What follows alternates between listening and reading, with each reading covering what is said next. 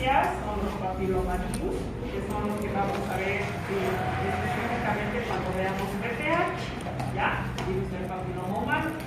Los adenovirus, que causan diarrea, los hepatovirus, que son los virus que tienen una afectación hepática, los herpesvirus, que son golpe total, y dentro de los poxvirus está la viruela del mono, ¿ya? Los otros, los que tienen genoma de ARN, son estos 16 grupos, y vamos a ir viendo también con relativa frecuencia, dándole mayor importancia a lo que son los ortovirus. ¿Por qué? Porque estos son causantes de influenza, ¿ya? Y dentro de la influenza existe una característica única que les permite tener una mutación a profundidad, ¿ok? Por supuesto vamos a ver a los coronavirus, a los rabovirus, porque ahí está el virus de la rabia, dentro de los coronavirus el COVID, a los arbovirus, togavirus también, porque son los que son transmitidos por un mosquito, en este caso el Aedes aegypti, y por supuesto a los parásitos. Pasa que Luciana. Adelante. Entonces, vamos a dar como una mirada general a cada uno de estos grupos. Y diremos, por ejemplo, que dentro de los parvovirus, el más importante es el virus conocido como eritrovirus, porque es el único que infecta al hombre, ¿ya? Y es conocido como parvovirus humano B19, ¿ok? La característica de este virus es que busca a las células eritrocíticas inmaduras. ¿Cuáles son estas células? Los glóbulos rojos inmaduros. ¿Pero qué se llama? Existe una prueba de laboratorio que se puede hacer para hacer los recuentos.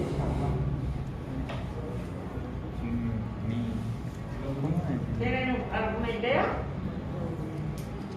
John, ¿te acuerdas? Estas células eritroides inmaduras se llaman reticulocitos. ¿Ya? Y en laboratorio ustedes pueden solicitar un recuento de reticulocitos. ¿Ya? Existen valores, porcentajes que a ustedes les va a dar idea de cómo está trabajando esa médula ósea, ¿ya? Porque no es normal que tengamos una cantidad extra de células inmaduras circulando en torrente sanguíneo, ¿ok? Eso ya nos va a decir que podríamos estar con algún problema en este caso, ¿ya? ¿Cuál es la característica del paciente que nace con este parvovirus B19? Prácticamente todo este rash superficial que es prácticamente en toda la piel del paciente, ¿ya? Hay un exceso de estas células eritroides inmaduras que han sido atacadas por el virus B19, ¿ok? En el segundo grupo están los papovavirus. En realidad, los miembros de estos grupos son muy similares, ¿ya? Y en un inicio, todavía cuando ustedes revisen algún artículo, de repente van a encontrar que como este género, papovavirus, que incluye a los papilomavirus, a los poliovirus, más un agente vacuolar, ¿ya? Y son los responsables, pasa Ariel, adelante. Buenas tardes.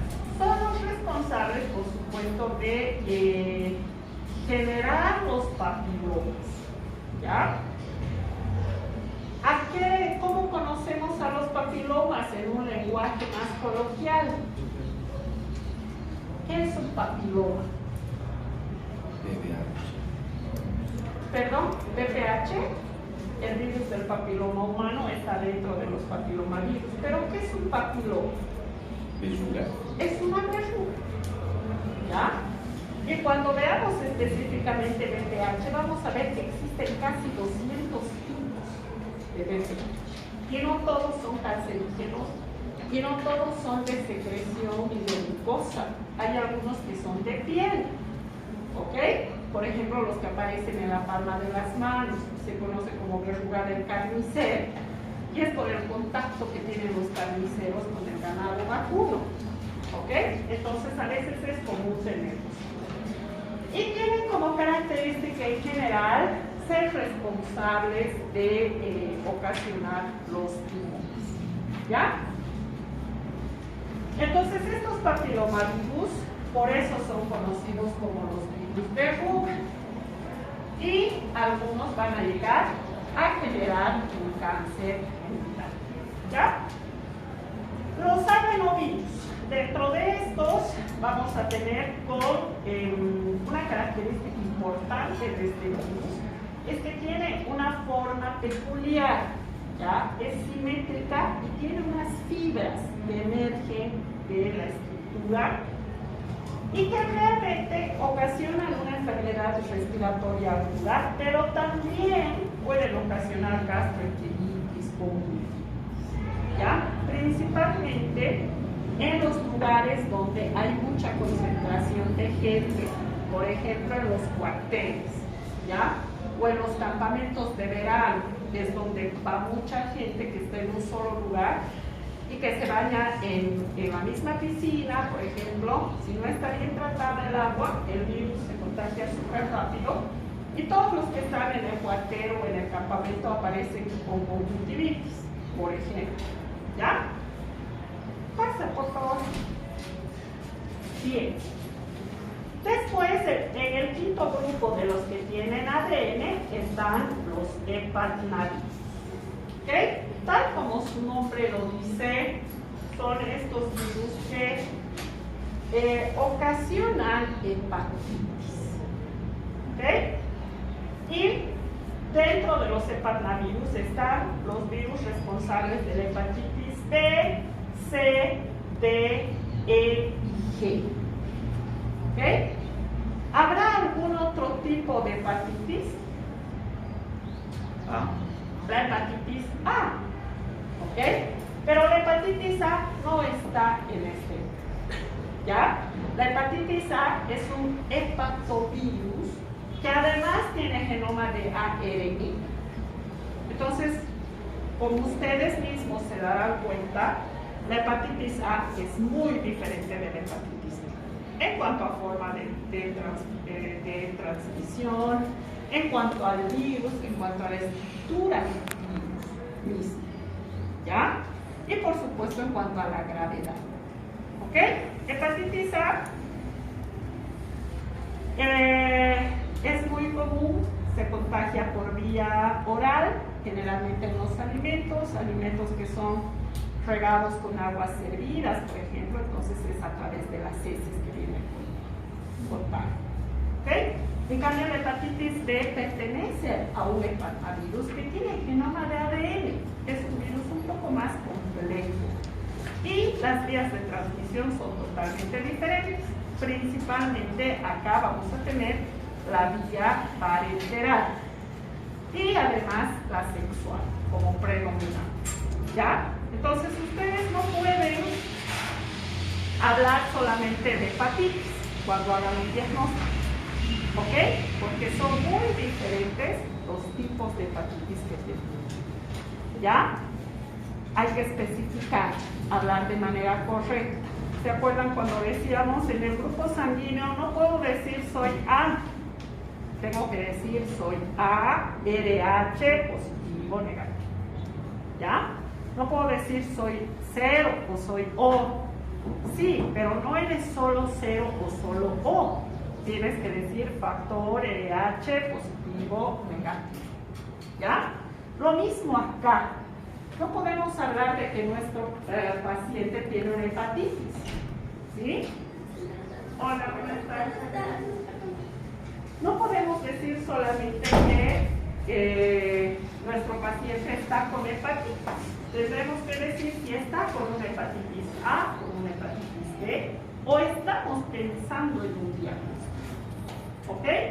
No es lo mismo poner en un diagnóstico de hepatitis B a un niño de 9 años que a un adulto de 29, ¿verdad? No es lo mismo. ¿Ya? Entonces, tenemos que expresarnos de manera correcta. ¿Ok? Y lamentablemente estos, la mayoría son fulminantes. En cambio, con hepatitis A, creo yo que a la mayoría de la población nos ha dado principalmente cuando éramos jóvenes. ¿Ya? Y no tenemos la probabilidad siquiera de complicaciones mayores. ¿Sí? Es un problema hepático que se resuelve, se transmite por vía oral y que se resuelve casi de manera espontánea. ¿Qué hacemos con los niños que tienen hepatitis A? Por lo general, reposo, dieta blanca y se le ayuda dándole glucosa. ¿Ok? ¿Alguno de ustedes ha tenido hepatitis A? ¿No se acuerdan? Doctora, de mí mi hermana tuvo, pero comentarles que tuvo alergia también a la misma hepatitis. Ya. ¿Y qué le han dado de tratamiento? Ha estado internada por el tema de la alergia y todo, le dieron lo que era glucosamina. Ya.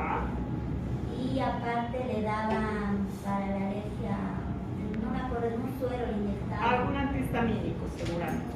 ¿Ya? Pero estaba Pero internada. el glucosamín es prácticamente lo que les decía, la glucosa que evita que trabaje el hígado por lo menos en esa temporada.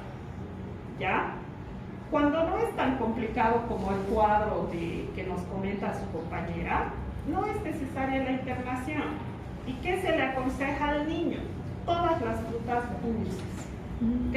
Uvas, higo, que son las que tienen más dulce. Y incluso las misquibolas que le decimos nosotros, que son los dulces artesanales, ¿no? Que son prácticamente azúcar, como los confites de carnaval. ¿Ok? Entonces, lo único que estamos tratando de hacer con esto es evitar que el hígado esté trabajando y esté almacenando el glucógeno y sacando la glucosa. ¿Ok? Porque en ese momento lo estamos cuidando. ¿Ya? Porque el daño del virus va a ser a nivel de las células del hígado, en todas las hepatitis. ¿Ok? Bien.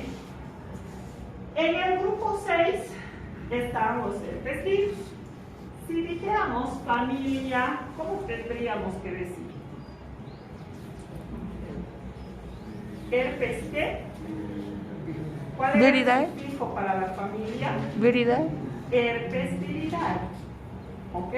Estaríamos con la familia de los herpes viridae que van a contener 8 géneros. ¿Ya? Esto significa herpes virus simple tipo 1, herpes virus simple tipo 2, herpes virus 3, herpes virus 4, herpes virus 5, 6, 7 y 8. Cada uno de estos responsable de una enfermedad diferente, ¿okay? De una afección diferente. El herpes virus tipo 1 es el labial. ¿Okay? ¿Alguno de ustedes ha debido de tener un brote de herpes labial? ¿No es cierto? Vamos a tener esos racimos alrededor de la boca. ¿Ya? Esa es la característica más importante, salud del herpes virus tipo 1. El herpes virus tipo 2 está más asociado a la parte genital. ¿Ok? El 3 es el causante de la varicela. ¿Ya? Y el mismo virus de la varicela va a ser posteriormente responsable del herpes zóster. ¿Cuál es la diferencia entre varicela y herpes zóster?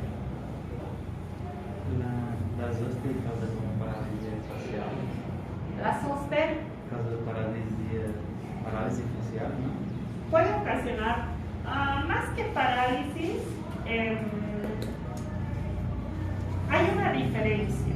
La varicela va a ser el primer contacto con el herpes virus, ¿ya? Es decir, cuando nosotros entramos en contacto con el herpes virus tipo 3, la primera reacción que tenemos va a ser varicela. Vamos a tener un brote generalizado en todo el cuerpo. Por eso la varicela normalmente les da a los niños, porque es el primer contacto, ¿ya? Si nosotros ya hemos tenido este primer contacto, ya nos hemos enfermado de varicela, la característica de todos los herpes virus es que no los podemos eliminar del cuerpo, se van a quedar de manera latente, ¿ok? Se quedan de manera latente y cuando tenemos algún cambio, puede ser un cambio hormonal, puede ser el envejecimiento celular, ¿sí? Nuevamente salen a brote, ¿ya? Pero ya no van a salir como varicela, ya van a salir como herpes zóster, ¿ok? La diferencia es que la varicela va a tener un contacto generalizado, el rash va a ser generalizado y el herpes zóster simplemente sigue la dirección de un ganglio. Normalmente es el dorsal, por eso los viejitos tienen el herpes zóster solamente en la dirección de un ganglio, ¿ya? Que puede ser dorsal, que puede ser en la pierna, a veces tienen en el pecho, a veces tienen en el rostro, ¿ya? Pero no es en todo el cuerpo, ¿ok? El 4, que es el virus del Epstein-Barr, ocasiona la mononucleosis infecciosa y es conocida como la enfermedad del beso, ¿ya? Se transmite a través de la saliva, por eso es la enfermedad del beso. Y tiene una predilección por todas las células de esta zona. Por eso está muy de la mano con el carcinoma nasofaríngeo, porque se quedan en esta zona, ¿ya? El herpes virus 5 es el responsable del citomegalovirus, el 6 de la roseola infantum, el 7 que es muy parecido al 6 y el 8 es el responsable del sarcoma de Kaposi. ¿Alguna vez han escuchado este nombre? ¿Dónde? ¿En quiénes? Patología, ¿no? No, de Kaposi. El sarcoma de Kaposi es una identificación que está muy asociada al HIV, ¿ya? Es decir, si ahora nos haríamos un test de estos 8 tipos de herpes, con seguridad todos estaríamos con el virus en nuestro organismo, ¿ya? ¿Qué pasa? En el HIV, cuando ya el paciente entra a la fase del SIDA, es decir, cuando está ya con el síndrome, con las defensas muy bajas, el sarcoma de Kaposi ingresa y tiene una inflamación a nivel de ganglios con una especificación, con una predilección por la piel. Entonces, esas heridas como llagas que son características de los pacientes con SIDA son ocasionadas por el sarcoma de Kaposi, ¿ya? Muy, muy identificados. A un principio, hace más o menos 40, 50 años, cuando estábamos con los primeros casos de HIV, se reconocía al paciente con SIDA gracias justamente a las lesiones ocasionadas por el sarcoma de Kaposi. ¿Okay? Y es pues justamente por este problema que se tiene de la debilidad del sistema inmunológico, ¿ya? Entonces, todos estos herpes virus tienen en común la latencia, ¿ya? Si una vez nos ha dado el herpes labial, por ejemplo, tengan por seguro que cada vez que tienen exámenes, cada vez que se estresan por algún motivo, nuevamente aparece el brote. ¿Sí? Es así, y eso no se va a perder nunca de su organismo. ¿Ok? Y vamos a tener recurrencias de acuerdo al estado anímico. ¿Ya? El último grupo de los que tienen DNA, los fóxicos. ¿Ya? ¿Cuáles son acá los importantes? El virus de la viruela. Nosotros habíamos dicho que ya lo tenemos erradicado, ¿no? Ya estamos con más de 20 años sin presentar ningún caso de viruela. Afortunadamente, el problema que hemos tenido con el brote que hemos tenido con la viruela del mono ha sido pasajero y ha sido muy bajo